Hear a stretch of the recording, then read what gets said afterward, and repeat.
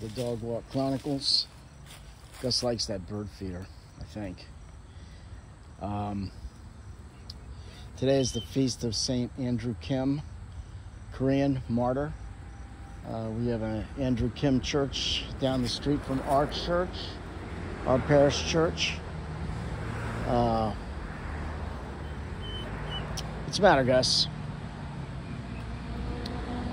And today's first reading continues in Timothy, 1 Timothy chapter 3.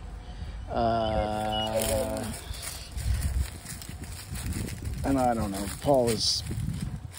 Oh, another bee's nest. What's going on here? Well, better dead than more of it. Another piece. Gus? Come on, Gus. We're trying to work here. We're filming. What's going on? Where did that come from? And hopefully... more bee's nest. Okay. Well, hopefully we don't... Looks like there's no bees left. Okay, so it's Luke chapter 3. And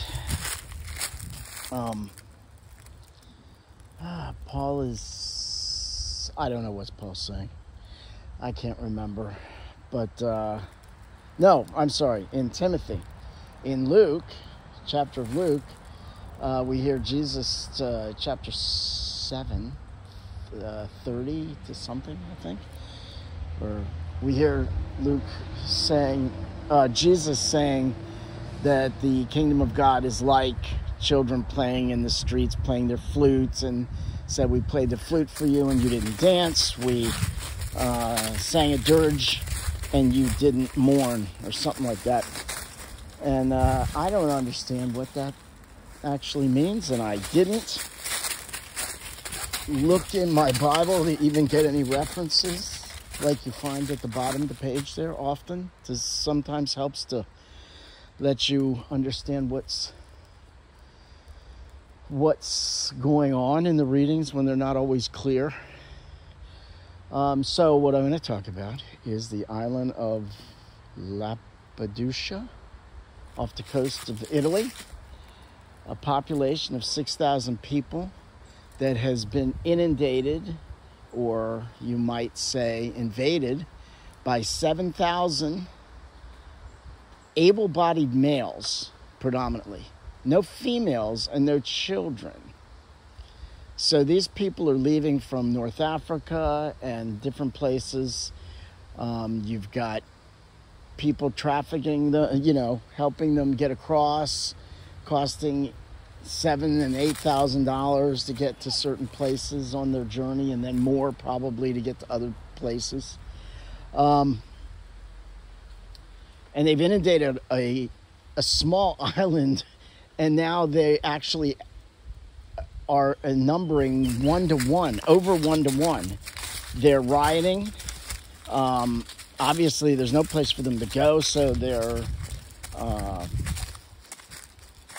doing their business on the street, as in, defecation and all. So, and if they have their jobs, then obviously, as happens with any group of immigrants, some are going to find work, and some are going to find crime or any way that they can to make money.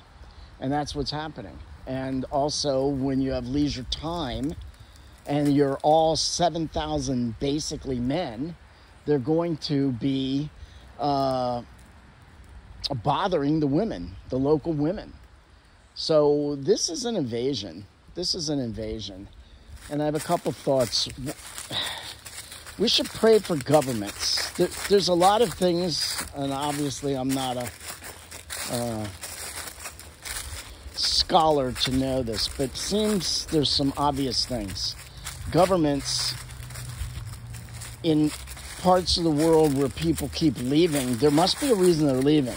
One reason is their country's got there's poverty, or there's no resources or whatever. So the governments are there, should be there, to help the people. Our government is here to help the people and serve the people. In a lot of countries, the government is there to rule the people. And I'm pretty sure that these places where these people are coming, they don't look starved from the pictures I've seen.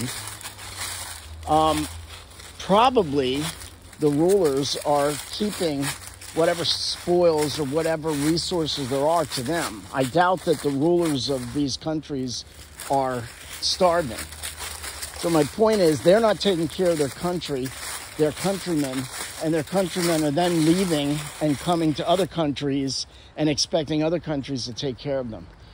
If the men are there, they should, it seems to me, get the government to take care, to do its job, which is to help lead, should be to help lead the people and help them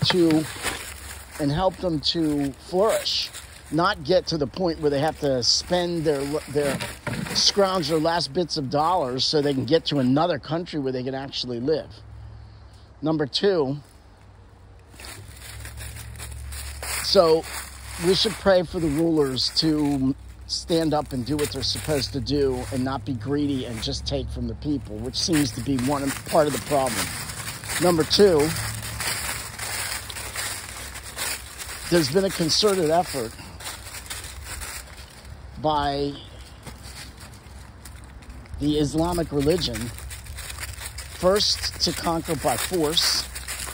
Now, it seemed in the last years, since we've adopted abortion and birth control, that they were going to outbirth us, basically, because they're not aborting and they're not contracepting, and we are. So we have less than 2 children per couple, and they have, on average, much more. So they don't really have to conquer anymore.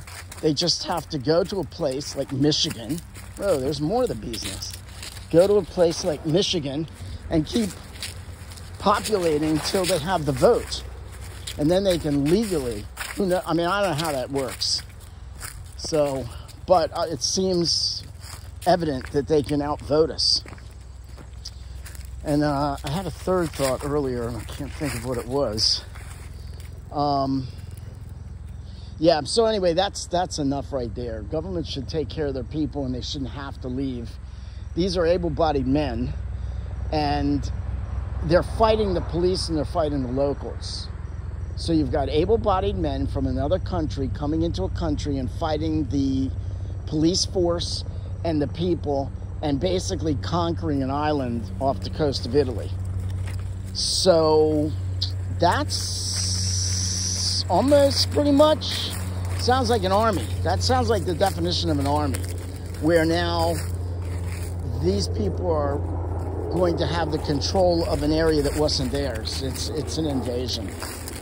I mean, that's just facts. You can not like what I'm saying, but the facts, I'm simply stating facts. And are these people Christian or are they Muslim? And if they're Muslim, isn't that just another form of invasion and turning more of the world? Yeah. Okay, and finally, we have maps. Maps show definitions of areas. The United States, Canada, France, Italy, China. This shows us where one government is supposed to rule within that area. Helping people is a Christian doctrine, is a Christian, is part of the very fabric of being Christian. But allowing people to just come and just literally enter into your house and take over or enter into your land is not necessary. And it should be the job of the governments of these countries to do enough to at least keep the people to stay in their own boundaries. When your government is, I mean, when you're, normally these things are corruption, I believe. Greed. My father used to say woman and a dollar bill are the two, and it's a bit of a joke, but basically lust and greed are the two things that most people sin on.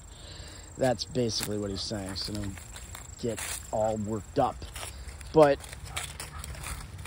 from what I've seen, it seems like, in my years, it's greed in a government that's keeping them, that there's more greed in the government and less giving. And it seems like there could be more education and taking care of the people and a little less in the pockets of the politicians and the kings and the dictators. So that's a lot, I know. All because I didn't figure out a clear understanding of the reading of the Gospel of Luke today. So, because I didn't spend that time, I'm probably going to get in trouble for my stating the facts. Simply stating the facts. May not like the way it sounds, but where have I lied? That's what I always... That's, for me, what it comes down to a lot of things. Sometimes you shouldn't say things. That's true. Things that are true shouldn't be said, but that's when we're not hurting somebody's feelings. This is literally a matter of life and death. This is literally a matter of a country. And this is just this part of this island. The whole thing is happening in all of Europe. Just like it's been happening since around 631 when Muhammad came, or whenever, roughly that vicinity of time. Okay, well, that should be enough to get me in trouble. That's all you need to know.